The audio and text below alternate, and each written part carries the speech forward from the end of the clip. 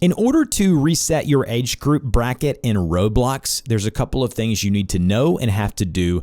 The first thing is to know that you can only do this once. You can only reset your age group once, and so make sure you do it right when you do it. You can do this on both mobile and desktop, and I'll show you exactly how.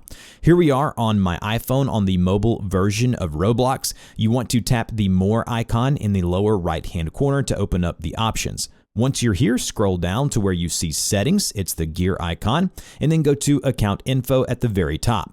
Once you're under Account Info, you want to scroll down to where you see your birthday and age group. As you can see, it has my birthday and then a pop-up that says, "Did we get your age group right?" You can either continue with ID, or you can tap the reset button. By tapping the reset button, it says, "Are you sure you want to reset your age check again?" When you follow these prompts, it will then open the camera up again and allow you to try a second time.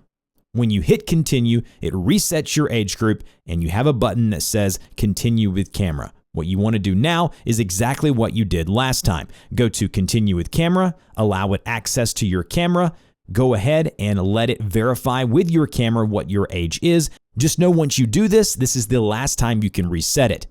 Also, if your parent set your age, that is a completely different story. If your parent has access or parental controls turned on, that has to be done on their end. And even with that, it's a very convoluted process to get it to work. If you want to reset your age group, you can do it once, go through the camera verification process a second time, get verified for what your age actually is, and you're good to go. If you have any questions, I'll put some frequently asked ones in the pinned comment down below. If this helped, like, share, and subscribe, and I'll see you guys in the next video.